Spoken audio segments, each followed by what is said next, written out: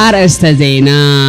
ህወሓት በኤርትራ ቢልናትና ያዝወለተ ነዳዲ ኣብ ዝተፈላለዩ ከተማታት ትግራይ ኣብ ዝርከብ መዳት ምርጋፍ ከም ዝተጀመረ ተሓቢሩ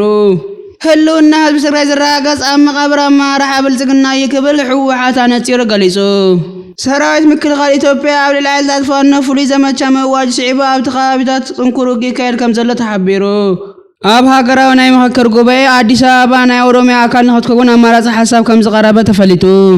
ካብ ሊብያ ናብ ከባቢታት ቤንሻንጉል ጉሙዝ ናይ ጽዕነት ኣውሮፕላን በረራ ከም ዝተገበረ ተሓቢሩ ኣብ ደቡብ ኣፍሪካ ብዝተለዓለ ጸረ ስደተኛታት ዕግርግር ልዕሊ 130 ሰባት ካብቲ ሃገር ክሃድሙ ከም ዝተገደዱ ተገሊጹ ማርክ ሩቢዮ ኣሜሪካ ብዛዕባ ቅልውላው ኢራን ንምርዳእ ዘለዋ ድልውነት ኣየቋረፀትን ክትብል ሓቢሩ ህወሓት ብሽምጭምዶ ብኤርትራ ቢልናትና የዘበልዎ ነዳዲ ኣብ ዝተፈላለዩ ከተማታት ትግራይ ናብ ዝርከባ ማድያታት ምክፍፋል ከም ዝጀመረ ተሓቢሩ እዚ ዝኣተወ ነዳዲ ንህዝባዊ ወይ ንምምሕዳራዊ ኣገልግሎት እንተይኮነስ ንወታደራዊ ዕላማታት ጥራሕ ክውዕል ከም ዝኽእል ተሓቢሩ እቲ ጉጅለ ናብ ሓድሽ ናይ ኩናት ምዕራፍ ንምእታው ኣብ ናይ መወዳእታ ምድላዋት ክህሉ ከም ዝኽእል ኣመልኪቱ እቲ ነዳዲ ብኤርትራ ኣቢሉ ምእታው ኣብ መንጎ እቲ ጉጅለን መንግስቲ ኤርትራን ሓድሽ ናይ ረብሓን ፖለቲካዊ ስልትን ምትእስሳር ይፍጠር ምህላው ዘረ ምልክት እዩ ተባሂሉ እዚ ድማ ኣብቲ ዞባ ዝነበረ ናይ ፖለቲካዊ ሓይልታት ኣሳልፋ ሙሉእ ዝቐይርን ንመጻኢ ዕድል እቲ ዞባ ናብ ዝገደ ሕልኽላኽ ዘእቱን እዩ ተባሂሉ ነቲ ነዳዲ ንወታደራዊ ዕላማ ጥራሕ ክውዕል ምውሳኑ ንመዓልታዊ ምንቅስቓስን ሕክምናን ኣቕርቦትን ምግብን ዝውዕል ነዳዲ ብምሕጻር መዓልታዊ ህይወት እቲ ህዝቢ ብዝገደ ከም ዝገድእ ዘረ ምልክት እዩ ተባሂሉ እዚ ኣብ ኣለማጣን ካልኦት ከባቢታትን ዝረአ ዘሎ ናይ ነዳዲ ምክፍፋል ወታደራዊ ዕላማ ጥራሕ ናይ ምውዓል ውሳነን ነቲ ዞባ ናይ ካልእ ደም መፋሰስን ህዝባዊ መከራን ምዕራፍ የመርሕ ምህላው ዘረጋግጽ ሓደገኛ ስጉምቲ ምዃኑ ተሓቢሩ ህወሓት ኣብ ልዕሊ ህልውና ሉዓላውነትን ብሄራዊ ክብርን ህዝቢ ትግራይ ዝተረጋገፀ ናይ ጀኖሳይድ ሓደጋ ንምምካት ዘበት ንብሄራዊ ብርሰት ብዝብል ዘካይዶም ዘለዉ መድረኻት ናይ ኣብይ ኣሕመድ ኣመራርሓን ሰላም ድርድር ዝኾኑ ኣማራጺታት ብምዕዛው ኣብ ልዕሊ እቲ ህዝቢ ዘውፅኦ ናይ ጥፋት መደብ ንምስዓር ናይ ውሽጢ ዓቕሚ ምጥንኻርን ናይ ደጀን ከምኡ'ውን ናይ ግንባር ኣሰላልፋን ምስትኽኻልን ቀዲ ስጉምቲ እዩ ክብል ገሊጹ ብተወሳኺ እዚ ኣመራርሓ ህልውና ናብ ሓደጋ ብዝወድቑ ካልኦት ሓይልታት ምስኦም ኪዳን ብምፍጣር ናይቲ ኣመራርሓ ዕድመ ንምዕጻር ከም ዝሰርሕም ከም ዝወሰነ ተሓቢሩ ምፅላት ህሊፎም ናይ ህዝቢ ቃልሲ ዝዕንቅፉ ኣካላት ባንዳታት ብምልላይ ብምቅላስን ነቲ ዘይቐር ዓወት ንምድፍጣንን ህዝባዊ ቃልሲ ብግንባር ቀዳምነት ከም ዝመርሑ ኣፍሊጡ ኣብ መወዳእታ ህወሓት ህልውና ህዝቢ ትግራይ ዝረጋገጽ ኣብ መቃብር ናይ ኣብይ ኣሕመድ ጆኖሳይዳዊ ኣመራርሓ እዩ ክብል ነጺሩ ኣሎ ሰራዊት ምክልኻል ኢትዮጵያ ፍሉይ ዘመቻ ኣብ ልዕሊ ሓይልታት ፋኖ ምእዋጅ ስዒቡ ኣብ ከባቢታት ዳጋዳሞት ኣኽሳብ ኣኽራናት ጮኪ ኣብ ዝርከበሉ ቦታታት ሓይልታት ፋኖ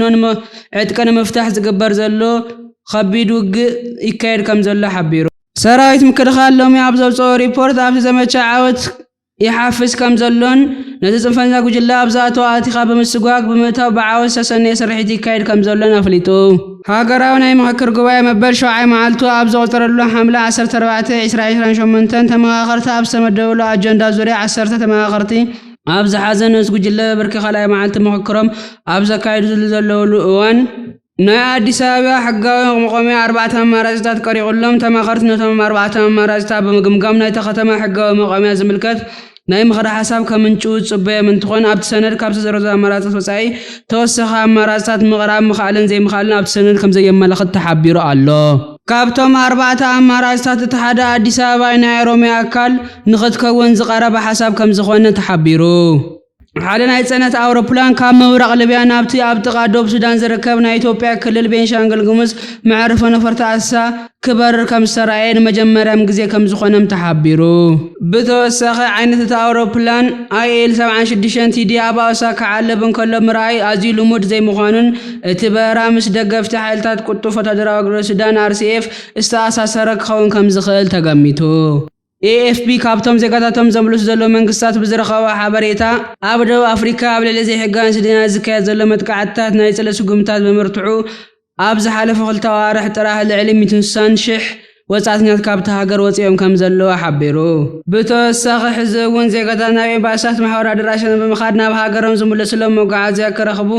ተኣኪቦም ከም ዘለውን መብዛሕትኦም ድማ ንሕይወቶም ብምስጋእ ዝሓዝዎ ሒዞም ይሃድሙ ከም ዘለውን ተሓቢሩ ናይ ኣሜሪካ ናይ ወፃኢ ጉዳያት ሚኒስተር ማርክ ሩቢዮ ኣብ ዝሃቦ መግለጺ ኣሜሪካ ነቲ ምስ ኢራን ተኣሳሲሩ ዘሎ ቅልውላው ብድርድር ምፍታሕ ዘለዋ ድልውነት እኳ እንተተግበረት ቴህራን ግን ተካይዶ ዘላ ጎንፅታት ወሳኒ ኣይኮነን ክብሉ ከሲሶም ሩቢዮ ነዚ መግለጺ ዝሃቡ እተን 3 ናይ ስዑዲ ጻዕያናይ ዘይት ታንከራት ናብ ኤስያ ክጓዓዛ ከለዋ ካብቲ ብኢራን ዝድገፍና የመን ሁትን ዝመጽእ ብምስጋና አንፈት ቀይሕ ባህር ድሕሪ ምቕያረን መዓልታት ኣቢሉ ይክብሉ ሓቢሮም ነቲ ናይ ቀይሕ ባህር መእተዊ ዝቆጻጸር ሁቲ ብሶኒ ኣብ ልዕሊ ስዑድ ዓረብ ናይ ባህር ዕፅዋ ከም ዘኣውጅ ዝፍለጥ ኮይኑ